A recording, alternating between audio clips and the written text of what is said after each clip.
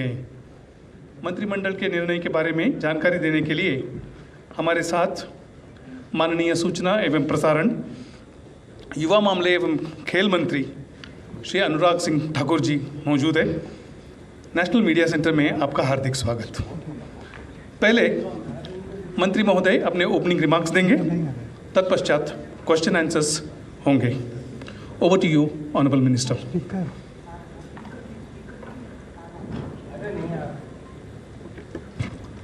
नमस्कार साथियों, आज माननीय प्रधानमंत्री जी की अध्यक्षता में कैबिनेट की बैठक में जो निर्णय लिया गया है वो दुनिया की सबसे बड़ी आबादी युवाओं की भारत में है, युवाओं से जुड़ा हुआ है। अभी पिछले कल ही माननीय प्रधानमंत्री जी ने एशियाड गेमों में आज तक के सबसे ज़्यादा मेडल जीतने वाले 107 मेडल जीत कर आए हमारे पदक वीरों और खिलाड़ियों के समारोह में शामिल हुए, उनका मनोबल बढ़ाया। तो आज 15 से 19 साल के बीच में लगभग 40 करोड़ युवा देश में हैं। ये कई देशों की आबादी मिलाएं तो भी उससे ज़्यादा है और ये भारत की बड़ी ताकत है। ग्रामीण क्षेत्र के साथ साथ अर्बन और अर्बन एरियाज़, इनमें भी बहुत बड़ी संख्या हमारे युवाओं की है और देश के युवाओं को विकास और युवाओं की ऊर्जा का कर्तव्य बोध और सेवा भाव के साथ राष्ट्र निर्माण में उपयोग करने के उद्देश्य हेतु माई भारत नाम की एक यूनानिमस संस्था बनाने का निर्णय लिया है। माई भारत, मेरा युवा भारत, माई भारत, MY, माई भारत, मेरा युवा भारत। ये एक ओवरआर्चिंग इंस्टीट्यूशनल मैकेनिज़्म होगा जिसके लिए इसको अनुमति दी है। अगर आप थोड़ा समय पहले देखें, अगर 2 साल पहले भी कोविड के काल में देश और दुनिया के सामने एक बहुत बड़ी चुनौती आई थी और उस समय भी भारत के युवाओं ने सरकार के साथ कंधे से कंधा मिलाकर मास्क बनाने से लेकर दवाई वितरण से लेकर और कोविड वैक्सीनेशन तक, यहाँ तक कि आरोग्य सेतु ऐप से लेकर कोविन ऐप तक, अगर देश भर में जागरूकता का अभियान किसी ने सबसे ज़्यादा सहयोग दिया तो भारत के युवाओं ने दिया है। भारत का युवा अपनी जिम्मेदारी को समझता भी है और समय आने पर अपने कर्तव्य का पालन भी करता है। और पंच प्रण में 5वां प्रण प्रधानमंत्री मोदी जी लगातार कहते हैं कि हमें हर नागरिक को कर्तव्य पालन करना है। केवल अधिकार ही नहीं, कर्तव्यों की भी जिम्मेदारी हमारी है। तो अमृत काल में भारत को सशक्त और सबल बनाने के लिए आवश्यक है कि युवाओं में सेवा भाव हो और कर्तव्य बोध का संचार हो और उनकी सोच में देश के दर्शन और इतिहास का समावेश हो और उनमें भारत को आत्मनिर्भर भारत और विकसित भारत बनाने का दृढ़ निश्चय, दृढ़ संकल्प हो। ये लगन जब हमारे भारत के युवाओं में होगी तो निश्चित तौर पर अगले 25 वर्षों में भारत को नई ऊंचाइयों पर ले जाने के लिए एक विकसित राष्ट्र बनाने में भारत के युवा एक बहुत बड़ी भूमिका निभा सकते हैं। और स्वच्छ भारत में भी आपने देखा कि सड़कों पे निकल के स्वच्छता के एम्बेसडर के रूप में भारत के युवाओं ने एक बहुत बड़ी भूमिका निभाई है। अगर मैं आंकड़े दूं तो हमने पहली बार आंकड़ा रखा था 2 साल पहले कि 75 लाख टन, 75 लाख किलो हम प्लास्टिक वेस्ट इकट्ठा करेंगे। हमारे युवाओं ने 100 लाख किलो से ज़्यादा प्लास्टिक वेस्ट इकट्ठा किया मात्र एक महीने। और उससे अगले साल हमने 100 लाख किलो रखा तो उन्होंने 150 लाख किलो से ज़्यादा इकट्ठा किया। ये युवाओं की देश के प्रति और ऐसे कार्यक्रमों के प्रति जो इंटरेस्ट है, लगन है और कर्तव्य भाव से वो कर रहे हैं, इसके लिए बहुत आवश्यक था कि फिजिकल एक्टिविटी के साथ साथ एक डिजिटल प्लेटफॉर्म भी हो। तो ये फिजिकल प्लेटफॉर्म एक तरह से होगा जहां फिजिकल एक्टिविटी भी होगी, डिजिटली उनको जुड़ने का अवसर भी मिलेगा, और इन उद्देश्यों को प्राप्त करने के लिए युवाओं को विभिन्न स्कीम्स, प्रोग्राम्स के साथ जोड़ा जाएगा और एकीकृत मैकेनिज्म के अंतर्गत फोकस रूप से भारत सरकार के जो कार्यक्रम हैं युवाओं से जुड़े, उनको इकट्ठे एक प्लेटफॉर्म पे लाया जाए, जिसमें होल ऑफ गवर्नमेंट की अप्रोच के साथ हम गवर्नमेंट या अन्य स्टेक होल्डर्स को भी वहाँ पर जोड़ें और युवाओं की उसमें भूमिका और सुदृढ़ करें।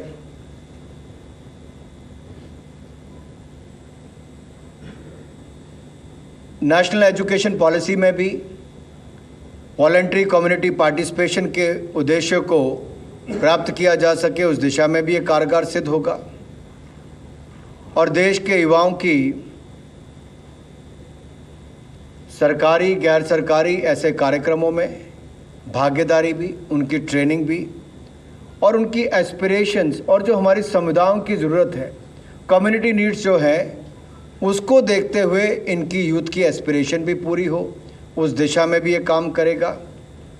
और जो पॉलिसी सरकार की है वो भी, जब इतने करोड़ों युवा देश के एक प्लेटफॉर्म पर जुड़ेंगे, माई भारत एक ऐसा एस्पिरेशनल बॉडी है जहां पर युवा करोड़ों की तादाद में जुड़ेंगे देश और विदेश से, और भारत को विकसित भारत बनाने के लिए, आत्मनिर्भर भारत बनाने के लिए माई भारत प्लेटफॉर्म कारगर सिद्ध होगा। इसमें मैंने जब डोमेस्टिक और ग्लोबल यूथ की बात की, तब मैं स्टूडेंट से लेकर प्रोफेशनल सबकी बात कर रहा हूँ। उनके मन में एक जज्बा और जुनून देखने को मिलता है। जब जब हमने देखा हम में से कोई बाहर गया या माननीय प्रधानमंत्री जी गए हों, वो किसी ना किसी रूप से भारत में जुड़ना चाहते हैं, अपनी सेवाएं देना चाहते हैं। उसके लिए एक बहुत बड़ा प्लेटफॉर्म ये माई भारत होगा, मेरा युवा भारत। और इस प्लेटफॉर्म के माध्यम से अगर मैं आपको कहूं तो जहां एक और एक्सपीरियंशियल लर्निंग की बात करें, जन भागीदारी, युवा संवाद हो, या हमारे यूथ पार्लियामेंट जैसे कार्यक्रम हों, कल्चरल एक्टिविटीज़ हों, यूथ फेस्टिवल्स हों, ऐसे बहुत सारे अन्य प्रोग्राम किए जा सकते हैं। नेशनल या इंटरनेशनल यूथ एक्सचेंज हो, बहुत सारे ऐसे कार्यक्रम, उसको करने का अवसर भी मिलेगा। And it can act as one stop platform for youth and initiatives to engage with the youth. इससे टू वे कम्युनिकेशन भी होगी, जहां एक और युवा के मन में क्या है, वो क्या करना चाहता है, दूसरी ओर उसके पास अवसर कहां पे है, वो दोनों उनको जोड़ने के लिए प्लेटफॉर्म बड़ा कारगर सिद्ध होगा। मान लीजिए मेरे मन में आता है कि मुझे स्वास्थ्य के क्षेत्र में, शिक्षा के क्षेत्र में, स्पोर्ट्स के क्षेत्र में, स्वच्छता के क्षेत्र में कहीं पे भी अपना योगदान देना है, लेकिन अवसर कहाँ है? वो अवसर ढूंढने का एकमात्र प्लेटफॉर्म या सबसे बड़ा प्लेटफॉर्म माई भारत होगा। अगर उसको एक्सपीरियंशियल लर्निंग करनी है तो कहाँ पे जुड़ना है? तो यहाँ पे जुड़ सकता है। और ये फिजिकल इकोसिस्टम उसके लिए अपार संभावनाएं खोलेगा।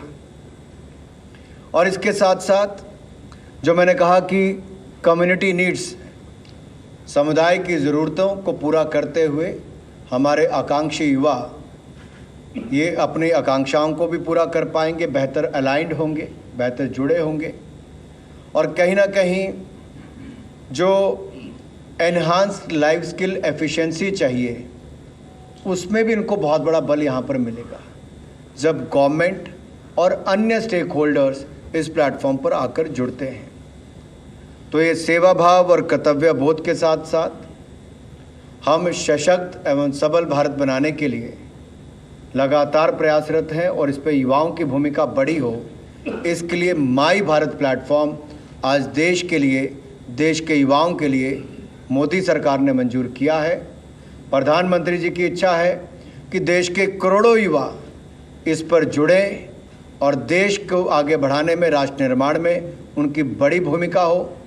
युवा हमारा वर्तमान भी है, भविष्य भी है, तो कल का इंतज़ार क्यों, आज से ही क्यों ना जुड़ें।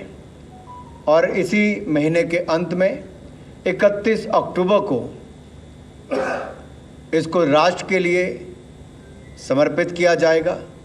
31 अक्टूबर लौह पुरुष सरदार वल्लभ भाई पटेल जी की जयंती भी है।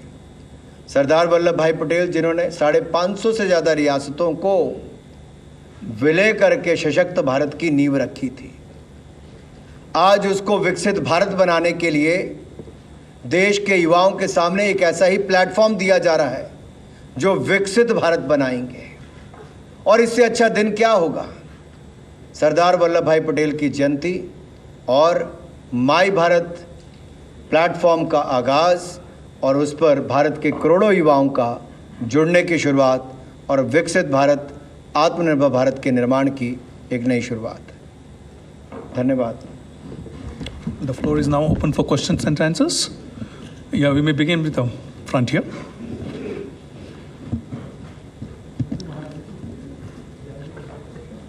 माइक दीजिए प्लीज।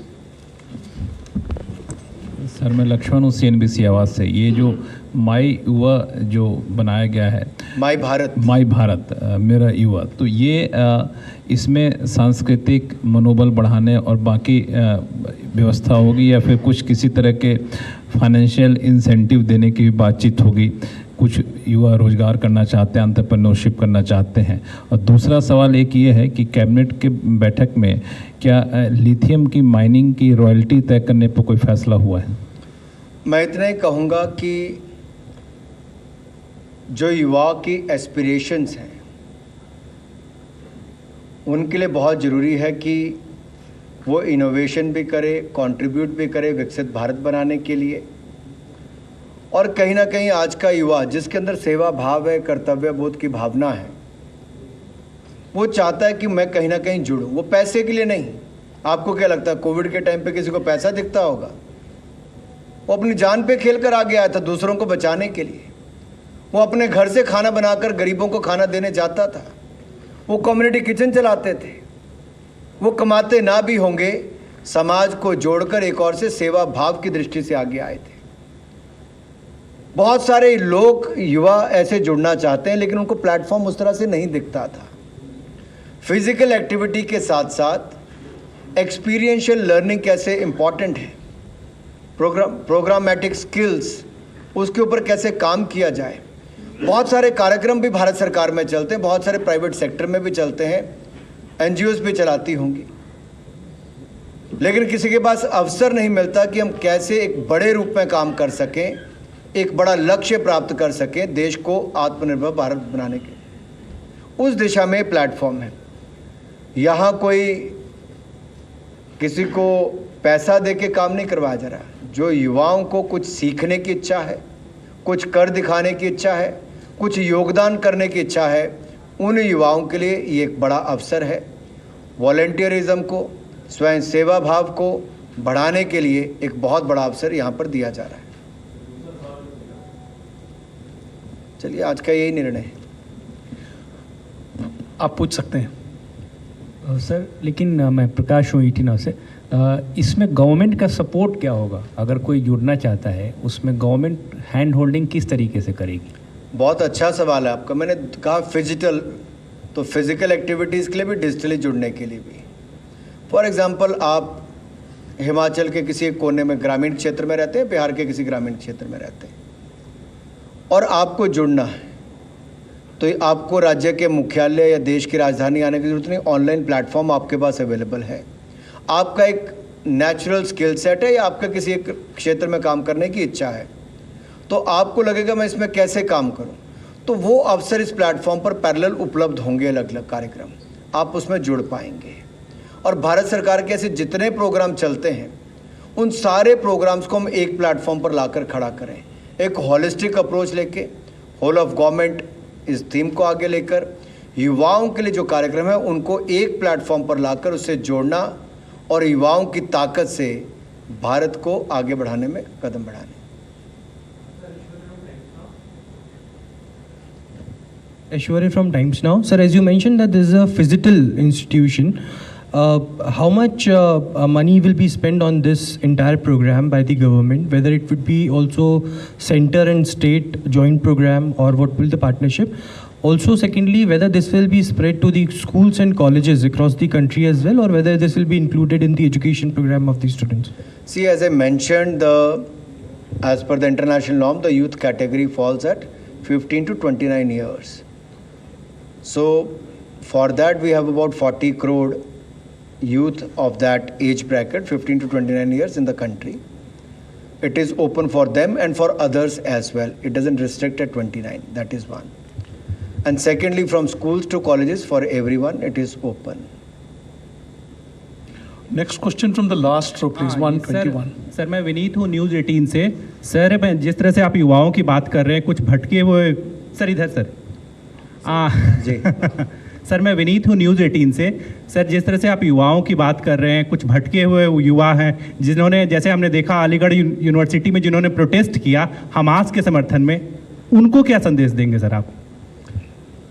मैं इतना ही कहूँगा, सबके लिए देश प्राथमिकता है, इंडिया फर्स्ट, भारत प्रथम, और भारत को ही ध्यान में रखते हुए, भारत के भविष्य को ध्यान के रखते हुए, भारत के वर्तमान और भविष्य की पीढ़ियों को इसके साथ जोड़ने के लिए माई भारत प्लेटफॉर्म लाए हैं। और ये युवाओं की भागीदारी के लिए ही है, सकारात्मक सोच वालों के लिए ही है, सेवा भाव कर्तव्य बोध की भावना वालों के लिए ही है। और ऐसे ही युवा पूर्व में भी और अब भी भारत को आगे बढ़ाते रहें, और इस प्लेटफॉर्म से इनकी संख्या कई गुना ज़्यादा बढ़ेगी। आप देखिए, ना केवल देश बल्कि दुनिया भर में जो भारत के स्टूडेंट्स और प्रोफेशनल यूथ है वो इस प्लेटफॉर्म पर जुड़ेगा, और आने वाले महीनों में आपको एक नए रक्त का संचार, एक तरह से एक नई ऊर्जा इसके माध्यम से देखने को मिलेगी कि कैसे युवा सेवा भाव के साथ अन्य क्षेत्रों में आगे आ रहे हैं माई भारत प्लेटफॉर्म पर। सर मैं सूरज भूसारी हूँ सकाल मीडिया ग्रुप से। सेंट्रल गवर्नमेंट का एक युवाओं के लिए नेहरू युवा केंद्र है, ऑलरेडी एक संस्था है। इसके बावजूद ये नया प्लेटफॉर्म तैयार करने की ज़रूरत क्यों पड़ी है?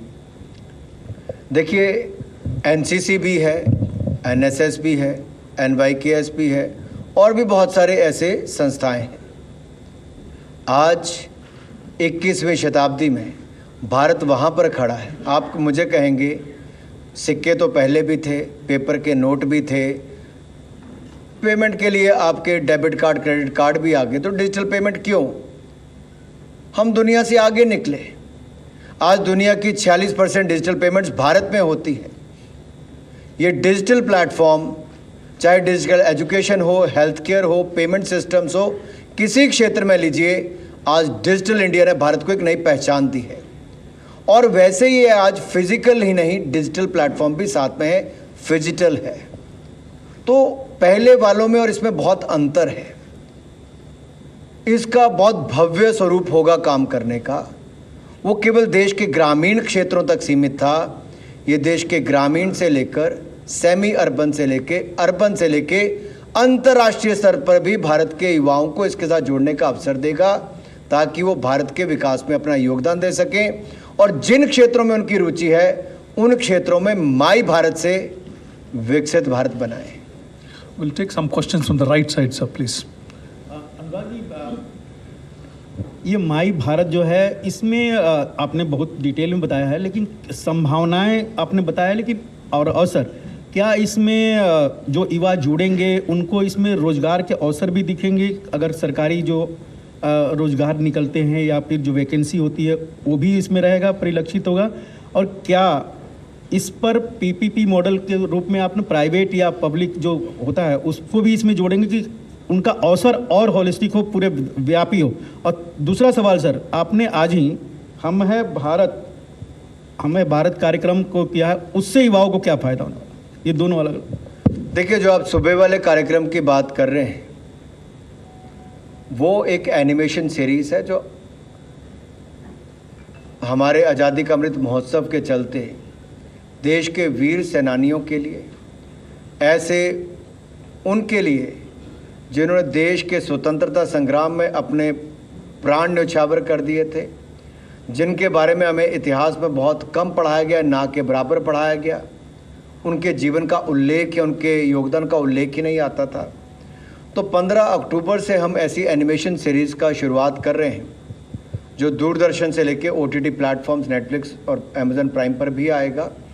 और 11 मिनट की एनिमेशन सीरीज़ इतनी शानदार बनी है कि जिससे आज के युवाओं को बहुत जागरूकता भी मिलेगी और अपने इतिहास को जानने का अवसर मिलेगा।